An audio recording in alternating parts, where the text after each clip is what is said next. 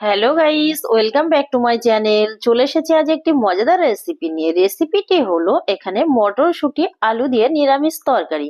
তো চলুন দেখে নেওয়া যাক কিভাবে বানাবো।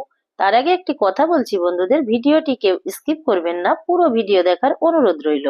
আমার পুরনো বন্ধুদের জানাই অসংখ্য ধন্যবাদ আমার পাশে থাকার জন্য। আর আমার নতুন বন্ধুদের অনুরোধ রইল আমার চ্যানেলটিকে সাবস্ক্রাইব করে পাশে থাকার জন্য।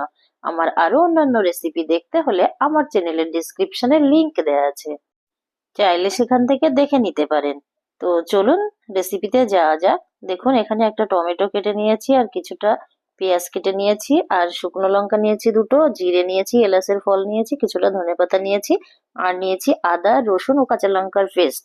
আর এখানে নিয়েছি কিছুটা আলু আর 200 গ্রাম মটরশুঁটি।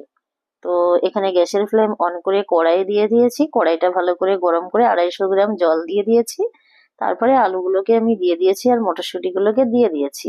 কিছুটা পরিমাণ লবণ দিয়ে দিলাম, দিয়ে ঢাকনা দিয়ে দিলাম। 10 মিনিটের মতো আমি সিদ্ধ করে নিয়েছি। দেখুন আলুগুলো সিদ্ধ হয়ে গেছে, ঢাকনাটা তুলে দেখলাম। তো তারপরে আবার কড়াইটা ধুয়ে দিয়ে দিলাম গ্যাসের ফ্লেম অন করে। তো দেখুন এখানে কিছুটা তেল দিয়ে দিয়েছি 50 গ্রামের মতো। এবার এর মধ্যে আমি শুকনো লঙ্কা ফোড়ন আর জিরে ফোড়ন দিয়ে দিলাম। এবার এখানে গোটা একটা পেঁয়াজ কেটে রেখেছিলাম দিয়ে দিলাম, দিয়ে একটু নাড়িয়ে দিচ্ছি ভালো করে। 2 মিনিটের মতো ভাজা করে নেব পেঁয়াজটাকে। তারপর এখানে টমেটোটা দিয়ে দিলাম, দিয়ে আমি একটু নাড়িয়ে নিচ্ছি ভালো করে, আবার 2 মিনিটের মতো ভালো করে ভাজা করে নেব। তো দেখুন লবণ দিয়ে দিলাম কিছুটা, দিয়ে আবার একটু নাড়িয়ে দিচ্ছি।